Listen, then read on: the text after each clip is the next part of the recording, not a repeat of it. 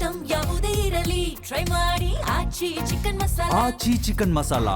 ಗುರುಗಳೇ ನಮಸ್ಕಾರ.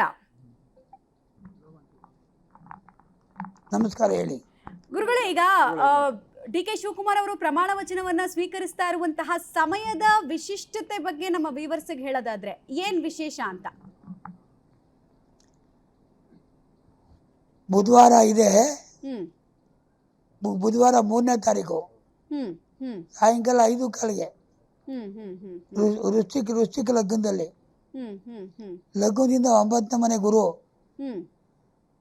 ಲಗ್ನದಿಂದ 10ನೇ ಮನೆ ರಾಹು, ಲಗ್ನದಿಂದ 8ನೇ ಮನೆ ಬುಧ ಶುಕ್ರ, 7ನೇ ಮನೆ ಸೂರ್ಯ, 6ನೇ ಮನೆ ಮಂಗಳ, 5ನೇ ಮನೆ ಶನಿ, 4ನೇ ಮನೆ ರಾಹು, 2ನೇ ಮನೆ ಚಂದ್ರ. ಇದು ಪವರ್ಫುಲ್ ಟೈಮು.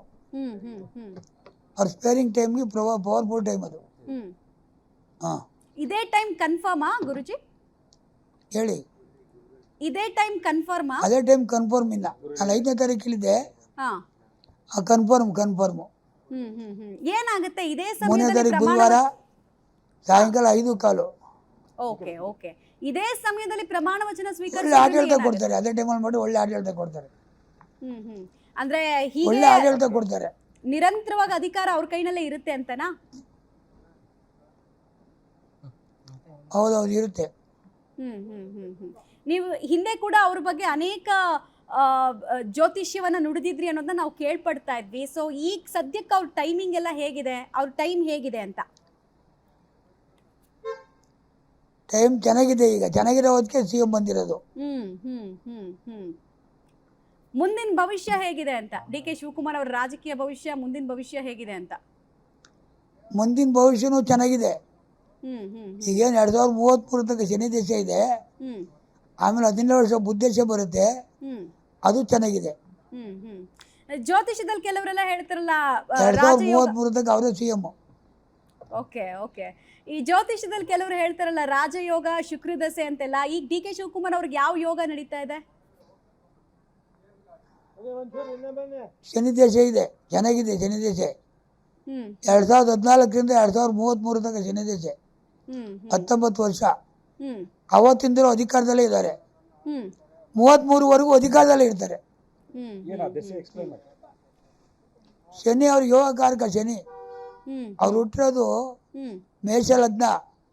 ಮೇಷ ಲಗ್ನಕ್ಕೆ 10ನೇ ಮನೆ 11ನೇ ಮನೆ ಅಧಿಪತಿ ಶನಿ. ಲಗ್ನ ಹುಟ್ಟಿರೋದು, ರಾಶಿ ಹುಟ್ಟಿರೋದು ವೃಷಭ ರಾಶಿ, ಕೃತ್ತಿಕಾ ನಕ್ಷತ್ರ.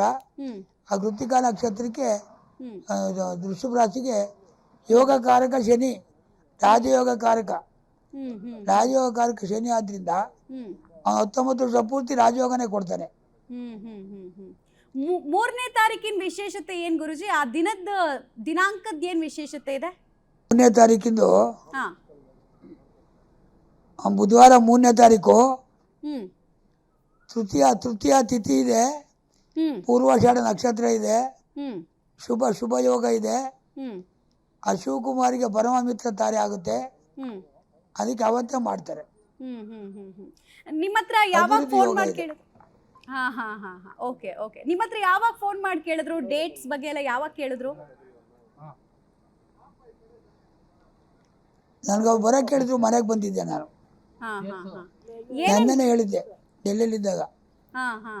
ಇವತ್ತು ಬೆಳಗ್ಗೆಯಿಂದ ಜೊತೆಲೇ ಇದ್ದೀನಿ. ಈಗ ನಾನು ಮನೆಗೆ ಹೊರಟಿದ್ದೀನಿ. ತುಂಬಾ ಜನ ಸಲಹೆಗಳು ಕೊಡೋರು ಜಾಸ್ತಿ ಆಗ್ತಾರೆ, ಬಟ್ ನಿಮ್ಮನ್ನ ಅವ್ರು ತುಂಬಾ ನಂಬ್ತಾರೆ, ಮತ್ತೆ ತುಂಬಾ ಆಪ್ತ ಬಳಗದಲ್ಲಿ ತಾವು ಗುರುತಿಸ್ಕೊಂಡಿದ್ದೀರಿ. ಸೊ ನಿಮ್ಮ ಹತ್ರ ಏನೇನ್ ಪ್ರಶ್ನೆಗಳನ್ನ ಕೇಳಿದ್ರು? ಬರೀ ಪ್ರಮಾಣ ವಚನದ ಸಮಯ ಕೇಳಿದ್ರಾ, ಬೇರೆ ಏನಾದ್ರು ಕೇಳಿದ್ರಾ? ಬೇರೆ ಎಲ್ಲ ಕೇಳ್ತಾ ಇರ್ತಾರೆ, ದಿನದ್ದು ಕೇಳ್ತಾರೆ. ಇವತ್ತು ಹೆಂಗಿದೆ, ನಾಳೆ ಹೆಂಗಿದೆ ಅಂತ. ಅವೆಲ್ಲ ಹೇಳಕ್ಕಾಗಲ್ಲ. ಅದು ಸ್ಪೇರಿಂಗ್ ಟೈಮ್ ಕೊಟ್ಟಿದ್ದೀನಿ, ಒಳ್ಳೆ ಟೈಮ್ ಕೊಟ್ಟಿದ್ದೀನಿ, ಚೆನ್ನಾಗಿರ್ತಾರೆ ಅಷ್ಟೇ, ಬಿಡಿ. Right. Thank you public TV ಜೊತೆಗೆ ಮಾತನಾಡಿದ್ದಕ್ಕೆ. ಸೊ ಗಮನಿಸ್ತಾ ಇದ್ರಿ ಸಮಯ ಮತ್ತು ತುಂಬ ವಿಚಾರಗಳನ್ನು ಕೇಳಿದ್ರು, ಎಲ್ಲವನ್ನ ಬಹಿರಂಗವಾಗಿ ಹೇಳೋದಕ್ಕಾಗಲ್ಲ ಅನ್ನೋದನ್ನು ಕೂಡ ತಿಳಿಸ್ತಾ ಇದ್ರು. ಈ ಮುಹೂರ್ತದ ಪ್ರಕಾರ ಅವರು ಅಧಿಕಾರವನ್ನು ಸ್ವೀಕರಿಸಿದ್ದೇ ಆದರೆ ಮುಂದಿನ ಸಾಕಷ್ಟು ವರ್ಷಗಳ ತನಕ ಅವರ ಹತ್ರನೇ ಅಧಿಕಾರ ಇರುತ್ತೆ ಅನ್ನೋದನ್ನು ಕೂಡ ತಿಳಿಸಿದ್ರು. ಹಾಗೆ ಅವರೇ ಬರೋದಕ್ಕೆ ಹೇಳಿದ್ರು, ಹೀಗಾಗಿ ನಾನು ಬಂದೆ ಮತ್ತು ಟೈಮಿಂಗನ್ನು ಕೇಳಿದ್ರು, ಯಾವ ಟೈಮಿಂಗ್ ಅಂತ. ನಾನು ಒಂದು ಟೈಮಿಂಗ್ ಕೊಟ್ಟಿದ್ದೀನಿ, ಆ ಮುಹೂರ್ತದಲ್ಲಿ ಅವರು ಅಧಿಕಾರ ಸ್ವೀಕರಿಸಿದ್ದೆ ಆದರೆ ತುಂಬ ಒಳ್ಳೆಯದಾಗತ್ತೆ, ಅಭಿವೃದ್ಧಿ ಆಗುತ್ತೆ ಅನ್ನೋದನ್ನು ಕೂಡ ಈಗಷ್ಟೇ DK ಶಿವಕುಮಾರ್ ಅವರ ಅತ್ಯಾಪ್ತ ಗುರುಜಿ ಡಾಕ್ಟರ್ BP ಆರಾಧ್ಯ ಅವರು ಪಬ್ಲಿಕ್ TV ಜೊತೆಗೆ ಮಾತನಾಡ್ತಾ ಹೇಳ್ತಾ ಇದ್ರು. ಮತ್ತು ಬೇರೆ ಇನ್ಯಾವ್ಯಾವ ವಿಚಾರಗಳನ್ನು ಕೇಳಿದ್ರು ಅಂದಾಗ ಹೇಳಲಿಲ್ಲ. ಪೆಟ್ರೋಲ್ ರೇಟು ಜಾಸ್ತಿ ಆಗಿದೆ, ಅವ್ರಿಗೆಲ್ಲ ಗೊಂದಲಗಳು, ಅಷ್ಟೆಲ್ಲ ರೇಟ್ನೆಲ್ಲ ಇದೆಲ್ಲ ಹಾಕಿಸ್ಕೊಂಡು ಪೆಟ್ರೋಲು ಡೀಸೆಲು ಮಿತವ್ಯಯ ಈಗಲಿಂದನೇ ಪ್ರಾರಂಭ ಮಾಡಬೇಕು ಅನ್ನೋದನ್ನು ನಾವು ಪ್ರಾರಂಭ ಮಾಡಿ. ರಾಜಭವನ ಗ್ಲಾಸ್ ಹೌಸ್ ಸ್ಥಳ, ರಾಜಭವನ ಗ್ಲಾಸ್ ಹೌಸ್ ಸ್ಥಳ, ರಾಜಭವನ ಗ್ಲಾಸ್ ಹೌಸ್. ಇನ್ನೇನಾದರೂ ಇದ್ದರೆ ತಾವು ಕೇಳ್ಬೋದು. Thank you very much. ನೋಡಿ, ಕಾಂಗ್ರೆಸ್ನಿಂದ ಈಗಷ್ಟೇ ಒಂದು ಮಾಹಿತಿ ಸಿಗ್ತಾ ಇದೆ. ಕಾಂಗ್ರೆಸ್ ಕಚೇರಿಯಿಂದಲೇ ಸಿಗ್ತಾ ಇರೋ ಮಾಹಿತಿ ಪ್ರಕಾರ ಸ್ಥಳ ರಾಜಭವನದ ಗ್ಲಾಸ್ ಹೌಸ್ ಅನ್ನೋದು ಕನ್ಫರ್ಮ್ ಆಗ್ತಾ ಇದೆ. 2 ಆಪ್ಷನ್ಸ್ ಇತ್ತು, ಒಂದು ವಿಧಾನಸೌಧದ ಗ್ರ್ಯಾಂಡ್ ಸ್ಟೆಪ್ಸು, ಭವ್ಯ ಮೆಟ್ಟಿಲುಗಳು, ಅಥವಾ ರಾಜಭವನನ ಅಂತ. ಈಗ ಸಿಗ್ತಾ ಇರುವಂತಹ ಮಾಹಿತಿ ಪ್ರಕಾರ, ಕಾಂಗ್ರೆಸ್ನಿಂದಲೇ ಅಧಿಕೃತ ಮಾಹಿತಿ ಪ್ರಕಾರ DK ಶಿವಕುಮಾರ್ ಅವರು ಮುಖ್ಯಮಂತ್ರಿಯಾಗಿ ಅಧಿಕಾರ ಸ್ವೀಕಾರ ಮಾಡುವಂತಹ ಜಾಗ ಲೋಕಭವನದ ಗ್ಲಾಸ್ ಹೌಸ್ನಲ್ಲಿ ಅನ್ನೋದು ತಿಳಿದು ಬರ್ತಾ ಇರುವಂತಹ ವಿಚಾರ. ಯಾಕಂದರೆ 3ನೇ ತಾರೀಕು ವಿಪರೀತವಾಗಿ ಮಳೆ ಬರುತ್ತೆ ಮತ್ತು ಶಾರ್ಟ್ ಪೀರಿಯಡ್ ಆಫ್ ಟೈಮ್ನಲ್ಲಿ ಎಲ್ಲ ರೀತಿ ಪೂರ್ವ ತಯಾರಿಗಳನ್ನು ಮಾಡ್ಕೊಳ್ಳೋದು ಕೂಡ ಸವಾಲಿನ ಕೆಲಸ ಆಗ್ತಾ ಇದೆ. ಬಿರುಸಿನ ಚಟುವಟಿಕೆಗಳು ನಡೀತಾ ಇರೋ ಸಂದರ್ಭದಲ್ಲೇ ಸಮಯ ಮತ್ತು ಸ್ಥಳ ನಿಗದಿ ಆಗ್ತಾ ಇದೆ, ಸೇಮ್ ಡೇಟ್ಸು. ಇದರಲ್ಲಿ ಇನ್ನೇನು ಟೆಂಟೇಟಿವ್ ಡೇಟು ಚೇಂಜಸ್ಸು ಅಂತ ಏನಿಲ್ಲ. ಇನ್ಫ್ಯಾಕ್ಟ್ ಮುಂದಿನ ಹಂತದಲ್ಲಿ ನಮಗೆ DK ಶಿವಕುಮಾರ್ ಅವರು ಕೂಡ ಈ ಸಮಯದ ಬಗ್ಗೆ ಹೇಳಬಹುದು. ಬುಧವಾರ ಲೋಕಭವನದ ಗ್ಲಾಸ್ ಹೌಸ್ನಲ್ಲಿ DK ಶಿವಕುಮಾರ್ ಅವರ ಪ್ರಮಾಣ ವಚನ ಕಾರ್ಯಕ್ರಮ ಇರುತ್ತೆ. ಲೋಕಭವನದ ಗ್ಲಾಸ್ ಹೌಸ್ನಲ್ಲಿ ಪ್ರಮಾಣ ವಚನಕ್ಕೆ ಬೇಕಾದಂತಹ ಸಿದ್ಧತೆಗಳನ್ನು ಮಾಡಲಾಗ್ತಾ ಇದೆ. ಬುಧವಾರನೇ ಇರುತ್ತೆ, ಬುಧವಾರನ, ಶುಕ್ರವಾರನ, ಸೋಮವಾರನ ಅನ್ನೋ ಪ್ರಶ್ನೆಗೆ ಈಗ ಕ್ಲಾರಿಟಿ ಸಿಗ್ತಾ ಇದೆ.